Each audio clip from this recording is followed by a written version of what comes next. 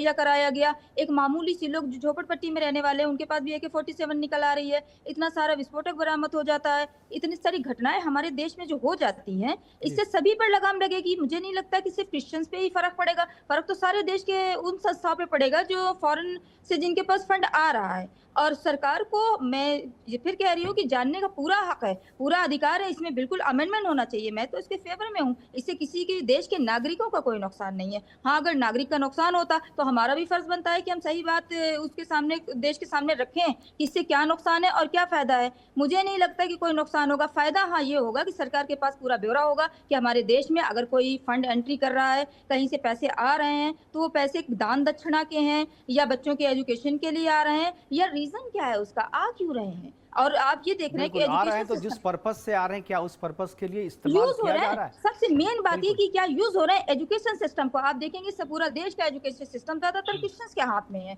उसके बाद मदरसे के जो इस्लामिक तालीम है, वो मदरसे के हाथ में है। सरकार को पता है, सरकार तो मूक दर्शक बन के देखती है कि आखिर हमारे देश में क्या हो रहा है और क्राइम कंट्रोल कैसे होगा फिर? पता ही नहीं सरकार को पैसा कहाँ यूज़ हो रहा है हमारे देश में। बच्चे अच्छे बन रहे हैं, डॉक्टर बन रहे हैं, बिल्कुल। इंजीनियर बन रहे हैं कि देश के लिए साइंटिस्ट बन रहे हैं या आतंकवाद की तरफ मूव हो रहा है या फिर किसी की पर्सनल जेबों में चला जा रहा है। ये भी तो है कि पर्सनल जेब में चला जा रहा है। हमारे